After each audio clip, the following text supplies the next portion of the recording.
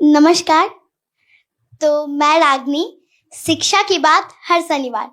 तो आज हमारे बीच शिक्षा विभाग के सिद्धार्थ सर आए हैं, तो मैं उनका स्वागत करना चाहती हूँ। तो सर, मैंने आपको YouTube के वीडियो और बहुत सारे ऐप्स पर भी देखा है। आप सारे स्कूल में जाकर टीचर और बच्चों से मिलते हैं। तो आज हम बच्चों को बहुत खुशी हुई है कि आज आप हम लोगों के से बात करने और मिलने आए। मुझे भी बड़ी खुशी है। तो इसके लिए मैं आपको थैंक यू कहना चाहती हूँ सर। ठीक है, और मैं भी बहुत मुझे अच्छा लग रहा है सभी बच्चों से मिलके, और मैं बच्चों से खासकर मिलने के लिए आया हूँ।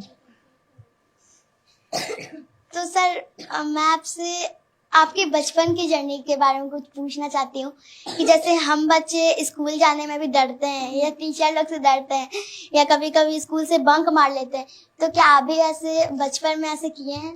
तो कुछ बताइए। देखिए, बचपन में मैं आप ही की तरह था। मैं भी छोटा था और मैं भी स्कूल जाता था। मैं दिल्ली में पढ़ता था और मैं दिल्ली में स्कूल में जाता था, और मेरे माता पिता का बहुत जोर था कि पढ़ाई करो, और स्कूल तो जाता था पढ़ाई करने, लेकिन शाम को आके खेलने में मुझे बहुत मन लगता था। मैं अपने दोस्तों के साथ कंचे खेलता था और पतंग भी उड़ाता था, और शाम को कभी कभी क्रिकेट खेलने का मुझे मौका मिल जाता था। तो खेल में मुझे बहुत रुचि थी और मैं काफ़ी खेल कूद करता रहा, और पढ़ाई में ठीक ठाक ही था, मतलब ऐसा कोई खास नहीं था, बट ठीक ठाक था। और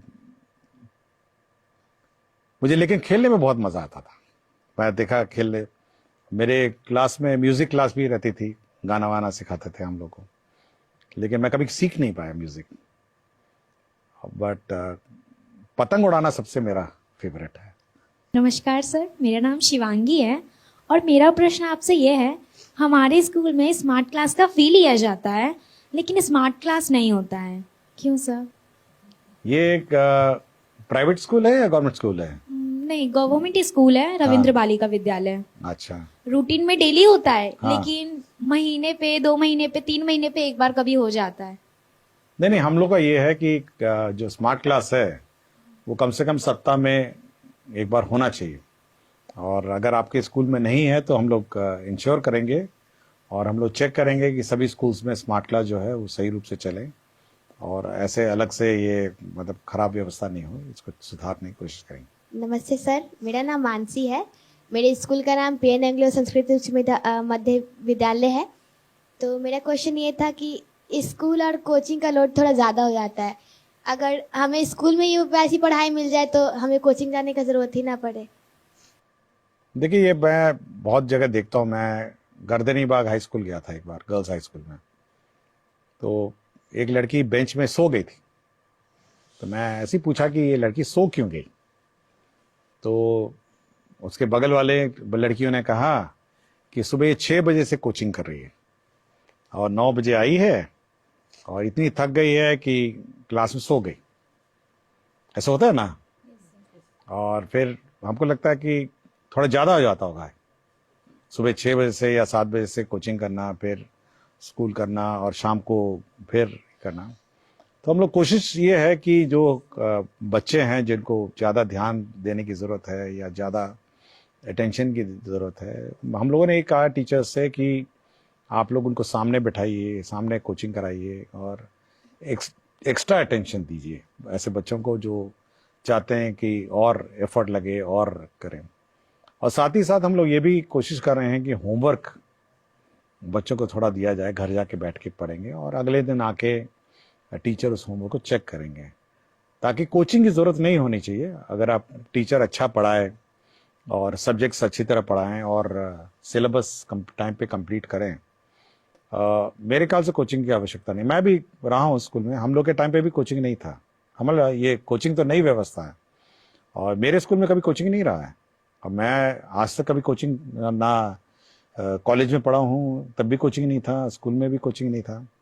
हम लोग ये ध्यान रखते थे कि जो टीचर पढ़ाते हैं और जो किताबें हैं उसको ध्यान से पढ़े, और घर आके हम लोग रिवाइज करते थे, कुछ क्वेश्चंस बनाते थे। ठीक है, खेलना कितना होता है, मतलब रात के 5-6 बजे 7 बजे तक, 6 बजे तक खेलते थे हम लोग, लेकिन शाम को बैठते थे खाना खाने से पहले और रिवाइज करते थे और अपना सेल्फ स्टडी करते थे, और अगर डाउट होता तो टीचर से पूछते थे और दोस्त बनाते थे। हम लोग का एक गैंग रहता था बच्चे लड़कों का।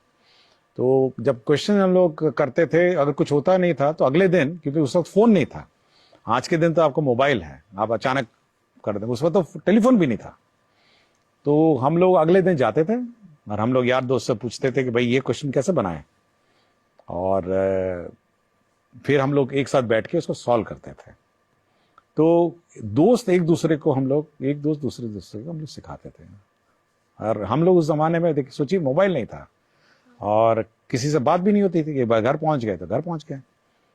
तो आप भी वो व्यवस्था रखिए ना, लड़कियां हैं लड़के हैं सब बैठ के एक साथ आप लोग मतलब प्रैक्टिस करिए, घर पे प्रैक्टिस करिए और टीचर से पूछिए कि ये कैसे बनेगा, या दूसरे दोस्तों से पूछिए, सीनियर से पूछिए। तो कोचिंग की मेरे ख्याल से व्यवस्था नहीं होगी अगर ये करेंगे। अगर नहीं, कुछ भी नहीं करना है, अगर मेहनत नहीं करना है, तो बेचारा वो हेड मास्टर जी, कोचिंग मास्टर जी आपको बैठ के क्वेश्चन पढ़ाएंगे, ये पढ़ाएंगे। बट मैं कभी कोचिंग नहीं गया, आज तक मैंने कभी कोई कोचिंग क्लास नहीं की। आजकल बहुत सारे स्कूल में ऐसा हो रहा है कि गवर्नमेंट स्कूल में गवर्नमेंट ही टीसी चलेगा, क्योंकि मेरे साथ भी ऐसा हुआ है। हम लोग मतलब सीबीएसई स्कूल से निकल कर अगर बिहार बोर्ड में आ रहे हैं तो स्कूल में मांगा जा रहा है सीबीएसई का बिहार बोर्ड का टीसी, तो फिर वैसे में एडमिशन करना बहुत मुश्किल है। नहीं, ऐसा कोई इश्यू नहीं है, ऐसा कोई इश्यू नहीं, हम लोग गाइडलाइंस इश्यू कर देंगे। टीसी किसी भी बोर्ड का हो सकता है, ऐसा कोई इश्यू नहीं। ये जानकारी आपने दी है, धन्यवाद। हम लोग इसको सुधार देंगे, तो टीसी का कोई इश्यू नहीं होगा।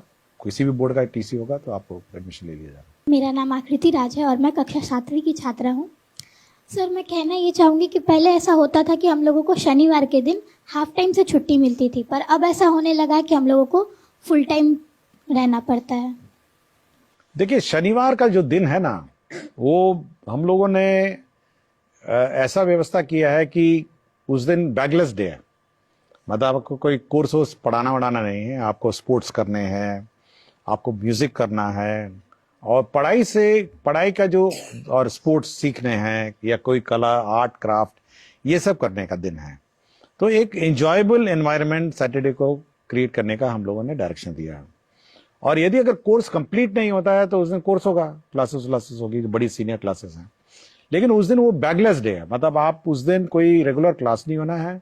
और मेरे ख्याल से आपको खुशी होना चाहिए कि बच्चों के साथ, अपने यार दोस्तों के साथ, आप फ्रेंड्स के साथ आप खेलेंगे, कुछ सीखेंगे, म्यूजिक सीखेंगे।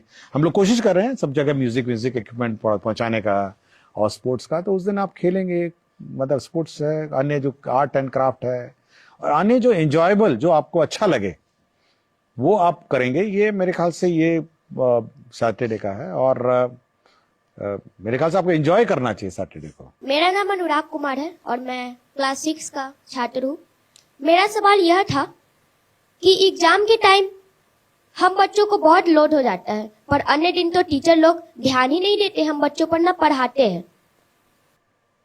देखिए, हम लोग इसलिए कह रहे हैं कि रेगुलरली आपको पढ़ना चाहिए, और अगर आप रेगुलरली नहीं पढ़ेंगे और टीचर रेगुलरली नहीं पढ़ाएंगे तो ऑब्वियसली एग्जाम के दिन लोड हो जाता है, जो हाफ ईयरली होता है।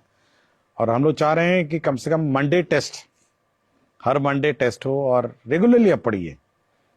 देखिए, मैं पहले भी कहा ना कि घर आके मैं पढ़ता था अपना किताबें, और अगर आप घर आके अपनी किताबें रिवाइज नहीं करेंगे, समय पे रिवाइज नहीं करेंगे, तो एग्जाम के दिन आपको बहुत लोड हो जाएगा, मतलब बहुत ही ज्यादा लोड हो जाएगा।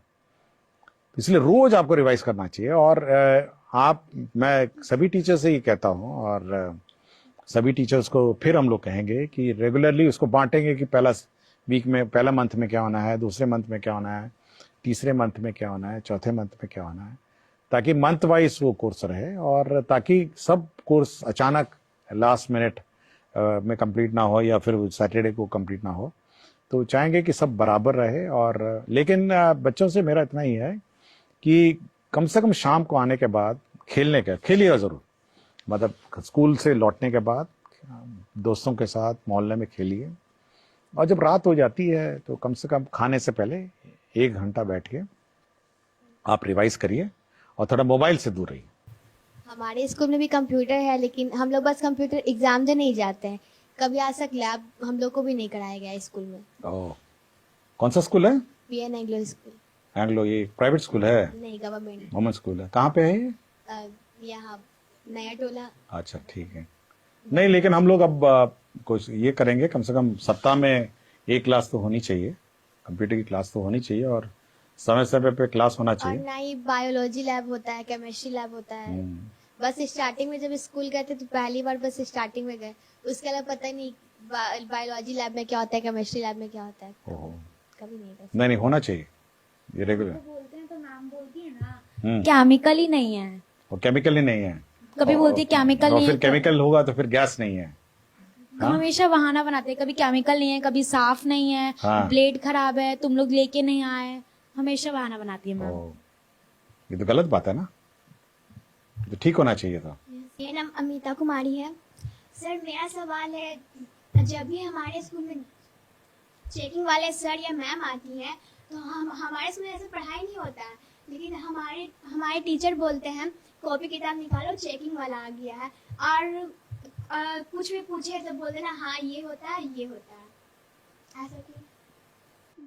वैसे तो गलत है, नहीं तो चेकिंग क्या है, रोज होना चाहिए। देखिए, सबको अपने टीचर सबको अपने मोटिवेटेड होना चाहिए, अपने रिस्पॉन्सिबिलिटीज होनी चाहिए, और बच्चों को पढ़ाने का रिस्पॉन्सिबिलिटी टीचर का है, और चेकिंग हो नहीं हो उनको फर्क नहीं पड़ना चाहिए। बिल्कुल गलत है, और सभी टीचर्स को पढ़ाना चाहिए, चाहे वो चेकिंग हो या नहीं हो। सर, अगर कोई भी बच्चा स्पेशल चाइल्ड होता है तो उनका एडमिशन नहीं लिया जाता कोई भी स्कूल में, और अगर मतलब ले भी लिया जाए तो फिर हम बच्चों की तरह जैसे हम लोग पढ़ते हैं तो उसको अच्छे से तरीके से ट्रीट नहीं किया जाता है, तो उसके बारे में। देखिए, हम लोग स्पेशल चाइल्ड के लिए हम लोग ने स्पेशल टीचर्स हम लोग रिक्रूट कर रहे हैं, नए टीचर्स आएंगे जो स्पेशल चाइल्ड को देखेंगे, और सभी स्पेशल चाइल्ड भी हम लोग के नॉर्मल स्कूल में ही एडमिशन होना है, उनको अलग से स्कूल नहीं चलाना है, और विशेषकर इन स्कूल्स में उनको देखभाल के लिए, क्योंकि उनकी अलग नीड्स भी हैं, और मैं बहुत सारे स्कूल में जाता हूं जहाँ पे स्पेशल चाइल्ड्स को लोग बैठाते हैं, और हम कोशिश कर रहे हैं कि स्पेशल चाइल्ड को कम से कम ज़्यादा ध्यान दिया जाए टीचर के द्वारा, और अलग से जो टीचर्स जाएंगे, कुछ कुछ स्कूल्स में रहेंगे जो स्पेशल चाइल्ड है, वहाँ पे एडमिशन कराया जाए ताकि उनको ध्यान दिया जाए। गुड इवनिंग सर, मैं दीपराज हूँ, क्लास 12th का कॉमर्स का स्टूडेंट हूँ। हमारे स्कूल का नाम है टिके घोष एकेडमी। मेरा एक प्रॉब्लम है कि जैसे कि मेरा स्ट्रीम कॉमर्स है, ठीक है, तो हमारा जो कॉमर्स में जो मेन सब्जेक्ट होता है और जो और हिंदी इंग्लिश सब्जेक्ट होता है, वो सब कुछ छोड़ के और भी बहुत सारे वोकेशनल सब्जेक्ट होते हैं, ठीक है।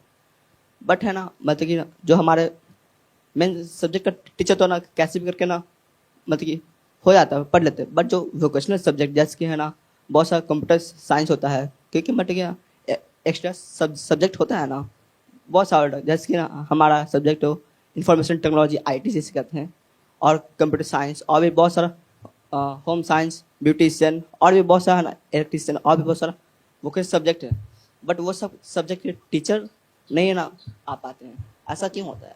देखिए, सभी स्कूल्स में सभी सब्जेक्ट्स नहीं होते, क्योंकि टीचर्स का कमी भी है, और कोशिश करें उसको पूरा करने के लिए, लेकिन जहाँ जहाँ कुछ ना कुछ स्कूल में तो होंगे ही सब्जेक्ट। तो और ऐसा कभी नहीं होता है कि सारे स्कूल, CBSE का या स्टेट बोर्ड के सब्जेक्ट्स बहुत ज़्यादा है, और हर सब्जेक्ट्स का टीचर सभी स्कूल में होना ये थोड़ा कठिन भी है। तो इसलिए आप ये देखिए कि कौन से स्कूल में ये सब्जेक्ट्स हैं, ताकि वहाँ एडमिशन लेके पढ़ सकें।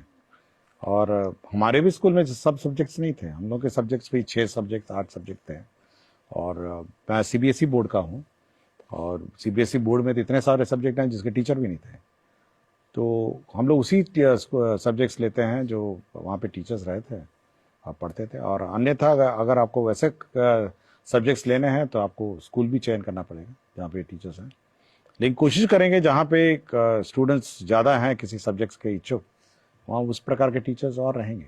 सर, जैसे हम लोग की स्कूल में मैम पढ़ाती है, तो जैसे मैम पढ़ा रही है तो उस समय उनका स्टेप कुछ अलग होता है, और जैसे ही बीच में आती है प्रिंसिपल मैम तो उनका स्टेप कुछ चेंज हो जाता है। उस समय क्या करती है, वो बच्चों को कहती है कि आप ही पढ़ाइए, आप ही सब कुछ कीजिए, आपका रीडिंग स्किल बढ़ेगा, और खुद मोबाइल देखती है। तो फिर जैसे ही मैम आती है मोबाइल छुपा लेती है और फिर हम लोग को पढ़ाई रखती है ना पर्सनैलिटी में। तो ये सब जो हम लोग को दिक्कत होता है सर, हम लोग पढ़ भी नहीं पाते अच्छे सर। स्टूडेंट सर क्या ही पढ़ाएगा सर। नहीं, हम लोगों ने ये कहा है कि टीचर्स जब स्कूल में रहते हैं तो मोबाइल पे कम ध्यान दें, और जब क्लास चल रही है तब मोबाइल नहीं देखें। ये हम लोगों ने कहा है।